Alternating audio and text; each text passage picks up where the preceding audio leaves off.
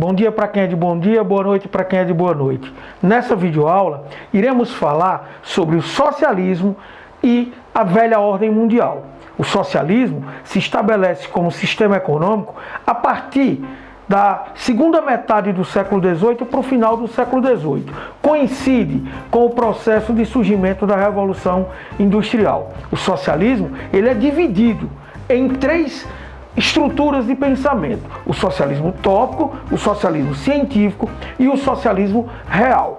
Essa condição do socialismo ele tem como característica fundamental, onde o Estado é dono dos meios de produção.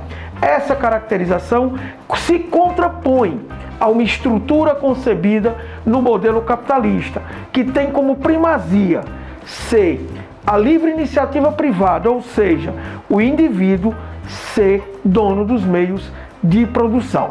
Então, tendo essa dicotomia, essa diferença, esse pensamento vai surgir nas universidades e com pensadores na Europa. Vai se expandir como ideia para o mundo, vai ganhar caracterizações. Essas caracterizações estão classificadas no socialismo utópico como um sonho, não uma possibilidade, e sim um sonho a ser realizado. Temos autores fundamentais nesse processo: Saint-Simon, Charles Fourier. Também, ainda com o socialismo utópico, não podemos esquecer a participação fundamental do pensamento de Kropotkin e Bakunin. Já no socialismo científico, nós temos a presença maciça dos escritos de Karl Marx e Friedrich Engels, que vão escrever o Manifesto Comunista, tratando-se da luta de classes, aonde vai se tratar e fazer uma revisão da estrutura social capitalista baseada no materialismo histórico dialético. Enquanto que o socialismo real é o que foi praticado, aquele que está atrelado à Revolução Russa de 1917, no século XX, aonde os bolcheviques chegam ao poder, transformam o proletariado como governo, fazendo com que haja mudanças. Esse socialismo vai haver transformações ao longo do curso. Por quê? Uma diferença com relação ao socialismo científico, diante da praxe, ou seja, sua prática. Então, o socialismo real está vinculado ao pensamento do leninismo, do stalinismo, do maoísmo na China, do castrismo em Cuba e por aí se vai. É a prática aonde se vê com muita clareza as contradições do socialismo real diante do socialismo científico proposto por Karl Marx, com um adendo nessa possibilidade. Em nenhum momento da história tivemos práticas de Estado, práticas de socialismo utópico, apenas ficou como ideia. Diante dessa configuração, nós temos algumas características que são fundamentais para a interpretação desse modelo. Uma delas está na referência que é feita ao socialismo ou qualquer uma das várias teorias de organização econômica, advogando a administração e a propriedade pública ou coletiva dos meios de produção e a distribuição de bens e de uma sociedade caracterizada pela igualdade de oportunidades, meios para todos os indivíduos, como um método igualitário de comparação ou compensação.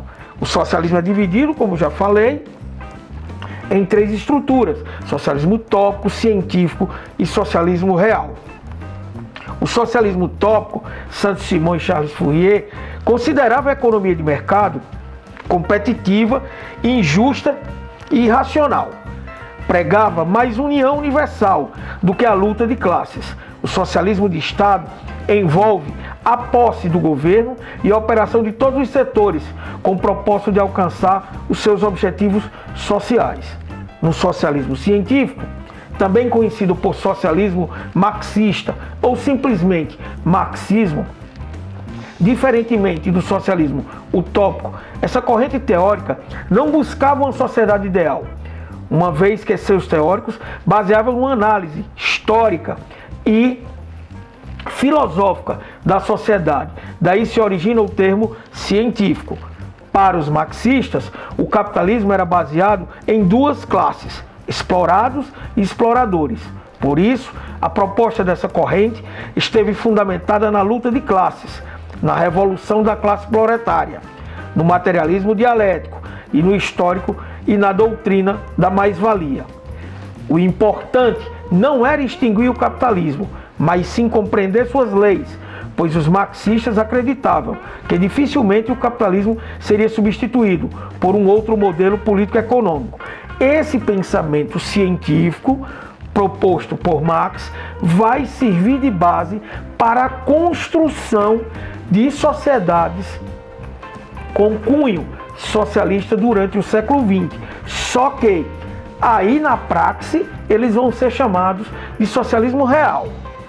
Passa a existir com a vitória dos bolcheviques na Revolução de Outubro de 1917 na Rússia. Sua prática é caracterizada pela burocratização das ações do Estado diante da economia e das funções sociais.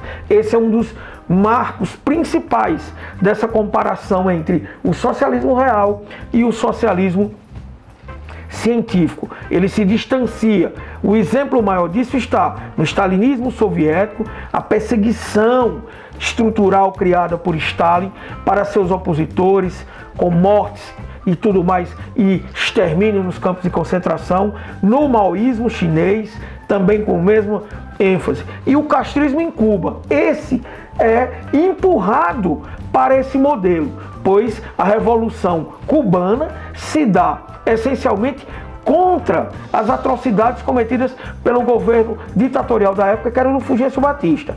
Como os Estados Unidos não aceitam e não vê com bons olhos a Revolução Cubana, esse pessoal vai correr para o socialismo e vão praticar o socialismo real. Então, o sistema socialista, ele tem o centralismo de Estado, os problemas econômicos fundamentais resolvidos são pelo Estado e ele tem uma maior eficiência distributiva. Essa condição criada faz com que o socialismo real tenha vários críticos e principalmente a sua prática não foi nem próxima do que se propunha o socialismo científico, muito menos o socialismo utópico.